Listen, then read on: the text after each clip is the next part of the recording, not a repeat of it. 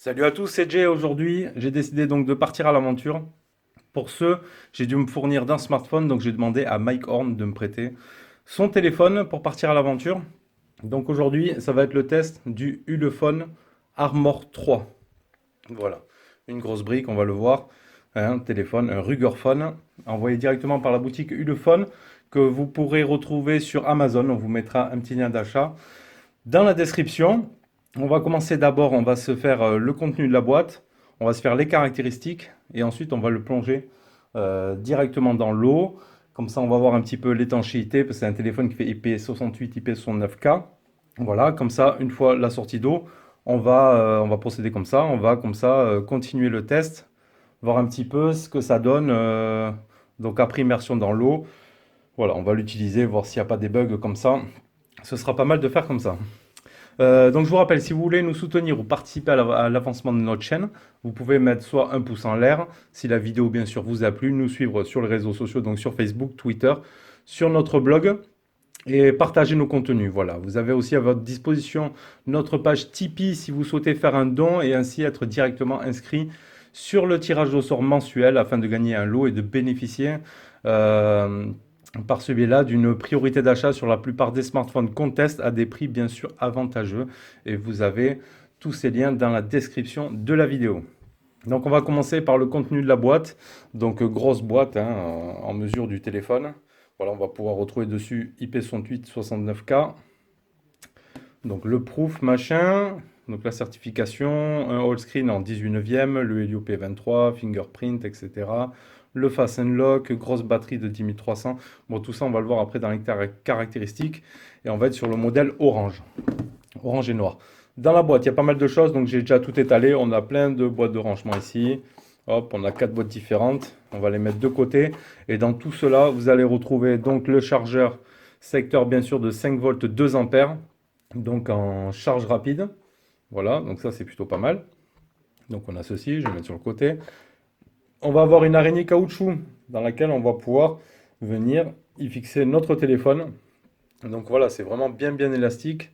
Donc vous mettez ça sur le téléphone comme ça, vous tirez, vous l'accrochez de l'autre côté, ça vous permettra de le mettre sur un vélo ou sur un support autre. Donc ça c'est plutôt pas mal, c'est plutôt intéressant. Je le mets ici aussi. On va avoir la petite lanière, comme une petite dragonne. Voilà. On va retrouver l'adaptateur USB Type C vers Jack 3.5. Voilà, parce qu'il n'y a pas de jack indépendant, il faudra passer par l'USB Type C. On va retrouver aussi un câble USB Type C vers OTG pour mettre une clé USB. Donc ça aussi c'est bien. On va retrouver un petit adaptateur USB Type C vers micro USB pour pouvoir utiliser vos anciens câbles. On va retrouver bien sûr le tournevis pour pouvoir l'ouvrir et accéder aux cartes SIM. On va retrouver l'USB Type C, le câble rouge qui a l'air assez costaud quand même, assez rigide, plutôt pas mal. On le met de côté. On va retrouver aussi les notices d'utilisation et un film de protection. Donc ça c'est plutôt intéressant, même si l'écran propose déjà une protection Gorilla Glass 5.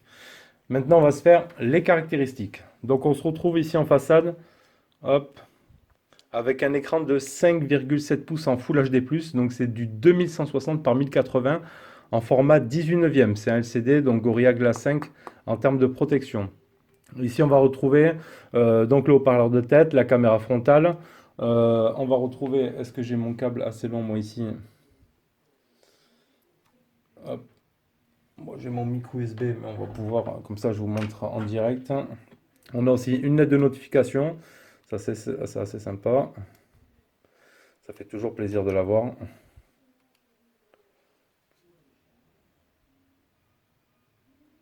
Voilà, on l'a juste ici, vous la voyez là. Donc pour la recharge et aussi donc pour les notifications. Donc après, à bien remettre ici le petit... donc USB type C se trouve là, dans le caoutchouc donc étanche, à bien remettre après. Voilà, bien remettre comme ceci.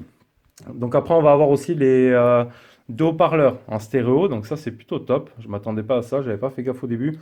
Mais quand j'ai lancé un peu de musique, donc on a bien le son qui sort par les deux HP ici. Après, on a les capteurs de proximité. Donc sur le bas, on a vu le type C qui est caché ici, dans le caoutchouc. Sur le côté gauche, On va retrouver tout un tas de vis pour pouvoir le démonter. On voit ici le logo, l'inscription waterproof. On a un bouton PTT. On va pouvoir donc installer des applications. Donc elle n'est pas de native, il faut la prendre sur le Play Store pour pouvoir faire Totiwoki. Voilà, le bouton volume plus moins. Ici encore des vis. Donc ici, dans ce cache-là, vous allez retrouver la possibilité, l'encoche. On va l'ouvrir d'ailleurs en direct. Je vais prendre juste le petit outil que j'ai moi. Hop là. Donc, vous allez retrouver ici, derrière ce capuchon, hop, la possibilité d'y mettre une antenne. Voilà, une antenne, ça c'est plutôt pas mal pour faire Totiwoki. Donc il y a le modèle Ulefone Armor 3T qui le propose directement, je crois, avec l'antenne. Voilà, ici on a la certification IP68. Sur la partie droite, on va retrouver le bouton Power On-Off. Et on va retrouver aussi un capteur d'empreinte. Voilà. Donc capteur d'empreinte, j'ai touché trop de fois, donc il s'est désactivé. Tac.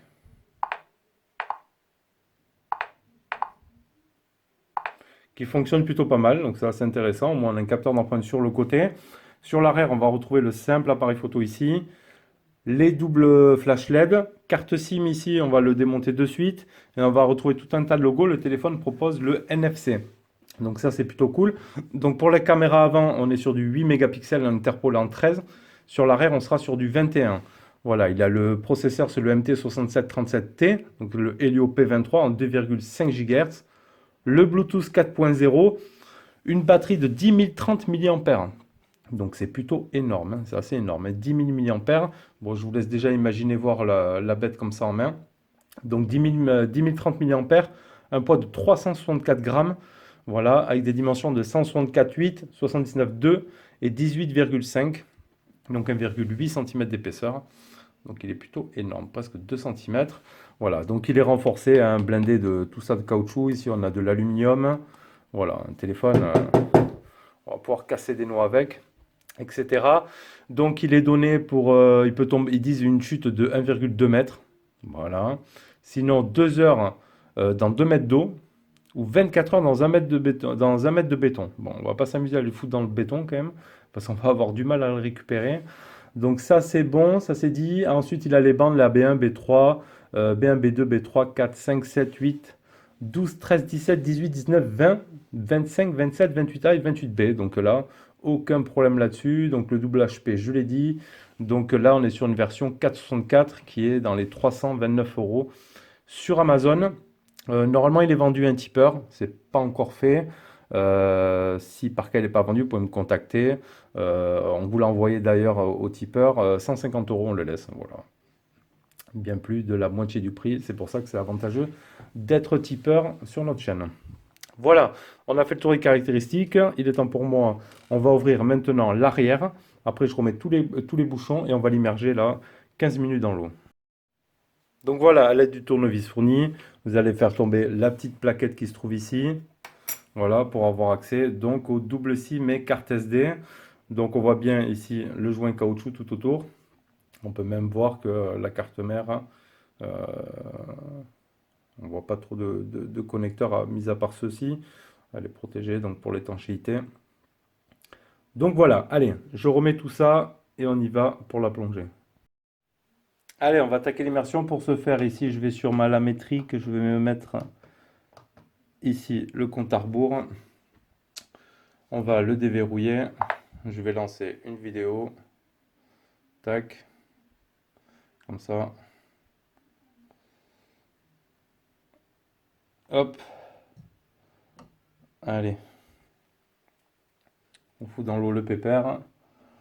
On va mettre ici. C'est parti pour 15 minutes.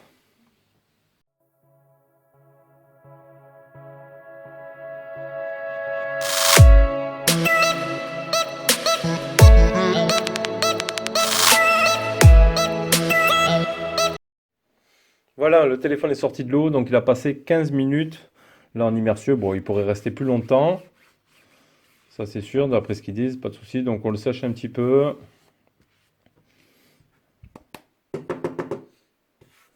a pas d'eau qui sort de là. On va regarder un petit peu l'USB-C. Oui, il a l'air sec, pas de souci. Comme ça, maintenant, on va pouvoir se continuer le test tranquillement. J'essuie un petit peu l'écran. Là, on va prendre une autre lingette rapidement. Donc, on voit déjà qu'il y a la lettre de notification. Ça, pas de souci. Alors, est-ce que le capteur fonctionne à la sortie de l'eau? Pas de souci.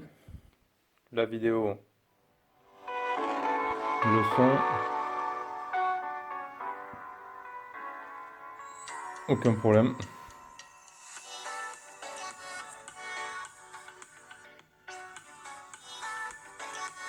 Allez, on verra après tout le reste. Donc, c'est bon.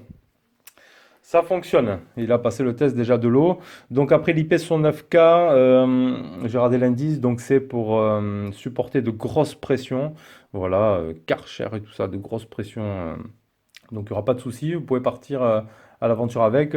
On sait très bien que ce genre de téléphone, vous n'allez pas faire de la plongée sous-marine non plus avec. Donc voilà, il tombe dans le bord de rivière, tout ça. Vous n'aurez aucun souci là-dessus. Allez, on continue le test. On va regarder l'écran. Hop. Ici, les pixels défectueux ou non. Regardez la qualité des couleurs. Le vert, le bleu, le blanc, le gris.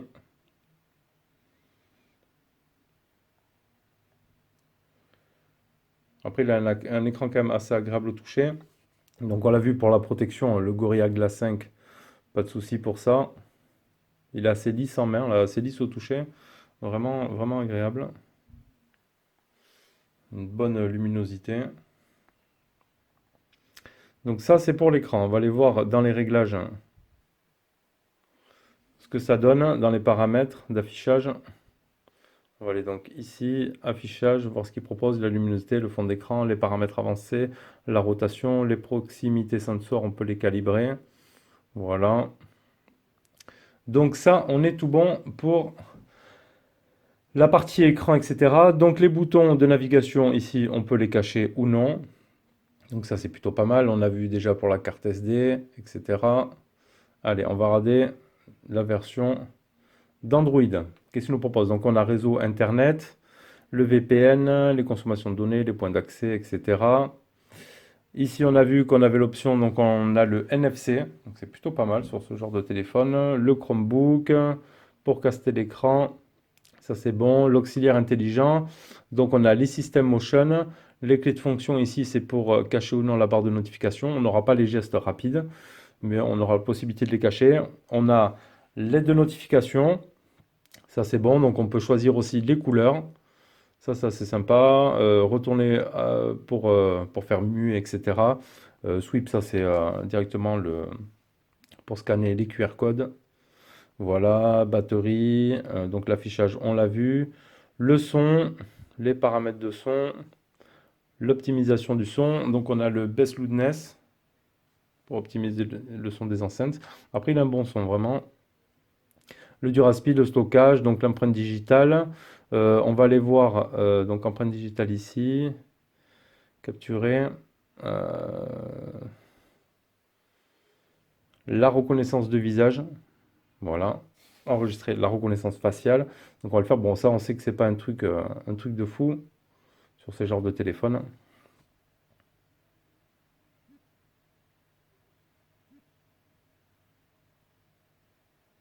Voilà, j'ai enregistré ma face. Pas de problème. Donc on va voir maintenant. Hop. Juste, je l'active. Je crois pas, on n'avait pas le double tap non plus. Voilà, donc ça fonctionne. C'est pas mal. Donc on continue ici. Donc après, dans le système, donc le langage, les gestes, c'est pour l'accès à l'appareil photo rapidement. Les mises à jour, donc là on sera sur le 8.1. Donc recherche de mise à jour. Donc au 5 juillet 2018. Et de tête, j'avais pas de J'ai pas eu de mise à jour au déballage de ce téléphone. Donc on a les mises à jour OTA, ça c'est bon. À propos du téléphone, donc le Armor 3 en Android 8.1.0. Et là, on est tout bon. On a ici l'autre option de mise à jour. Ah oui, il y a deux possibilités de faire la mise à jour. Ça, c'est bon. Donc, comme je vous disais, on peut télécharger par exemple l'application Zello. On reste appuyé ici sur PTT. Voilà, on a accès directement comme ça. Comme ça, pardon. Là, je suis sur un mode démo, donc je me parle à moi-même. Par exemple, je reste appuyé. Ouais, salut, est-ce que tu me reçois bien? On va monter un peu le son. Tac. Ouais, moi je te reçois 5 sur 5. Donc voilà, après à tester avec une antenne, ça peut être sympa comme délire. Donc voilà en ce qui concerne la ROM, on a le tiroir d'application ici. On aura la page Google sur la gauche. Après, c'est le truc basique. Allez, on va regarder ce que ça donne avec notre score en tout. Donc je l'ai fait à 2-3 reprises. 93 641 points. Voilà pour ce Helio P23. Donc l'Android 8, on l'a vu. Ça, la résolution, on est bon. On va regarder le multitouche. Donc on est 5 points. Pas plus. On n'aura pas les 10. On est sur une densité de 480 dpi ou 429 ppi. Voilà. Pour ça, on va aller regarder le Play Store tant qu'on y est par rapport à la certification. Donc l'appareil est bien certifié Play Store et Play Protect, ça pas de souci. Il a détecté aucune anomalie. Donc ça c'est bon. Le téléphone il fait l'OTG, on a vu, on a l'adaptateur fourni avec. Donc ça c'est good. Et donc pour finir après, pour continuer pardon, les performances, on va se faire un petit PUBG. Donc la partie PUBG, PUBG se joue trop bien, je me suis mis en HD, qualité élevée et mode réaliste. Voilà, et ça fonctionne plutôt bien, j'ai fait une partie sans souci, c'est fluide et tout. Ça va, c'est pas trop mal. Le Helio P23 s'en sort plutôt bien. Vous voyez, ça se joue. Donc voilà pour la partie jeu. Le logiciel photo, donc on va voir ce qu'on peut retrouver dedans. Donc ici l'interface, on a vidéo, on a image et on a panoramique. On a seulement que 3 options. Ici sur la droite, on va voir notre série de filtres. Dans les paramètres en haut à gauche, on a le mode scène, l'anti-tremblement. Voilà. Donc le mode scène, l'anti-tremblement. Ensuite, on a retardateur, la taille d'image, donc 21 mégapixels en 16 neuvième, où on aura le 4 tiers également en 21 mégapixels. Le ZSD, les balances des blancs, l'ISO, l'anti-scintillement, la propriété de l'image, le son. Voilà, si on va sur vidéo, on va avoir la qualité, on peut filmer jusqu'en Full HD. Donc ça, c'est plutôt correct. Qualité de vidéo, automatique, propriété de l'image. Vidéo format, donc on a le MP4 ou le 3GP. Là, donc après ici on aura le flash. Allez, on va se faire directement, je vais enlever le flash parce que j'avais fait les photos de nuit. On va se faire 2 photos en direct ici. Voilà, on est en pleine luminosité, vous l'aurez bien compris. Avec les lampes pour filmer. Et je vous mettrai toutes les autres photos dans les autres conditions.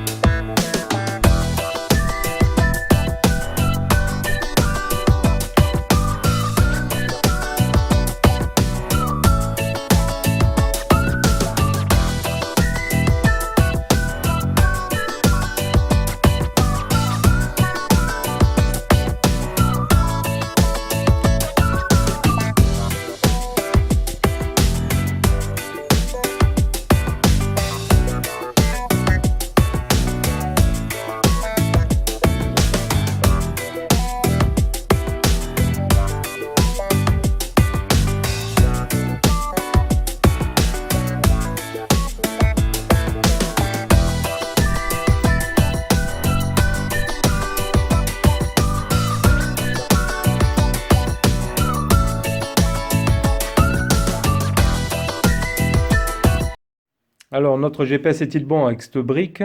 Donc, 19 satellites trouvés, 13 utilisés. Bon, on reste dans la moyenne. On a eu beaucoup mieux, on a eu pire. Donc, ça reste dans la moyenne. Le second fixe, 0 secondes, 19 et 13 utilisés. Pas de souci. Bon, Maps, ça fonctionne sans aucun problème. Maintenant, on va regarder la partie audio-vidéo. Donc, audio, ce qui peut être intéressant avec le son stéréo. Donc, c'est plutôt pas mal. Sinon, en termes de communication, haut-parleur micro, rien à signaler. Ça marche plutôt bien. Donc, on va les regarder. On va aller dans. Allez, je vais dans les fichiers. Qu'est-ce qu'on a ici? Fichier audio. Hop, musique.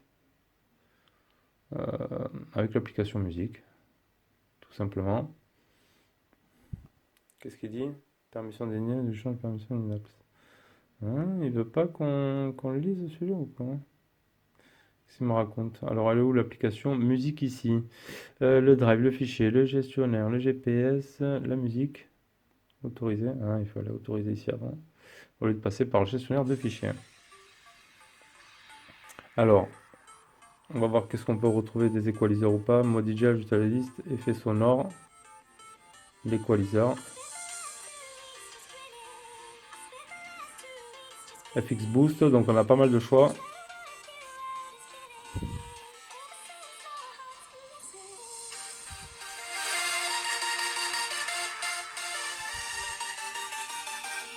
Là, il m'a pas sorti les deux sons.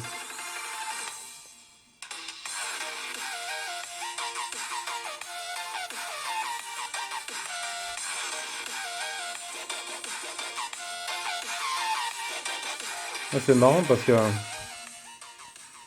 je vais baisser le son. Alors, attendez, je réactive ça. Ici. Le surrendu mais pas là. FX Boost, utilisateur. Là, il me sort pas les sons de deux côtés. C'est un peu bizarre. Alors que sur les vidéos, oui. Ah, c'est un peu space, hein. Supprimer effet sonore. Non, le FX Boost. Flat, easy. C'est un peu space. Donc on va regarder après avec la vidéo ce que ça donne. On va se mettre même en. Déjà, on va tester. Donc le jack 3.5. Je vais prendre mon adaptateur à moi. En USB, bien sûr. Type C. Tac. On va se connecter ici à la Blitzwolf. Tac. Ici. Bon là.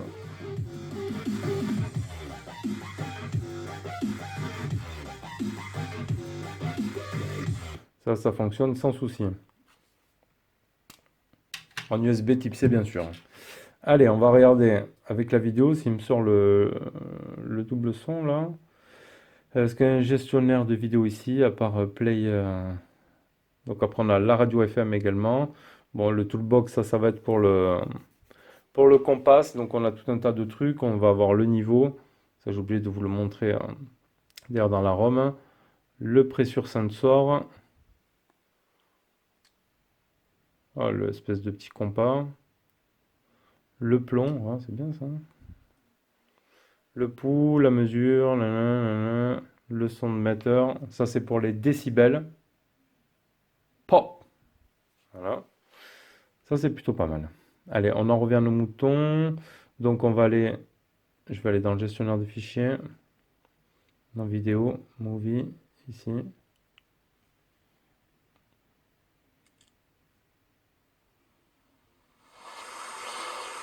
Ça y est, j'en ai un. Ah oui, il sort là. Ça y est. Donc là, on entend la différence, je bloque ici. Lequel? Toi? Non, toi.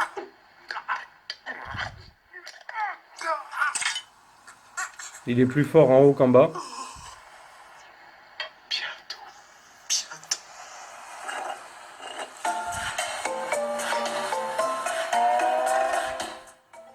Il a quand même un super son, hein.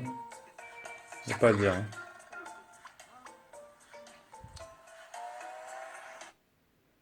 Il n'y a pas à dire, il a un super son. Hop.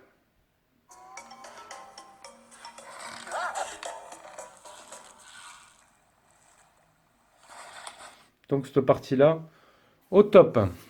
Donc sur ça, on est bon. Ensuite, donc la qualité du Wi-Fi, plutôt pas mal, pas de souci. On va regarder les IMEI de cette bête, hein, étoile dièse 06 dièse. Après les bandes réseau, on l'a vu. Donc on a les deux IMEI en 35, étoile dièse, 364, 66, 33, étoile dièse. Pas de mode d'ingénieur, c'est bizarre. Étoile dièse, 364, 66, 33. Bon, il y a certains modèles qui l'ont pas, peut-être en passant par le Play Store. Bon, en tout cas, il sera full band. Ça, il n'y a pas de souci là-dessus.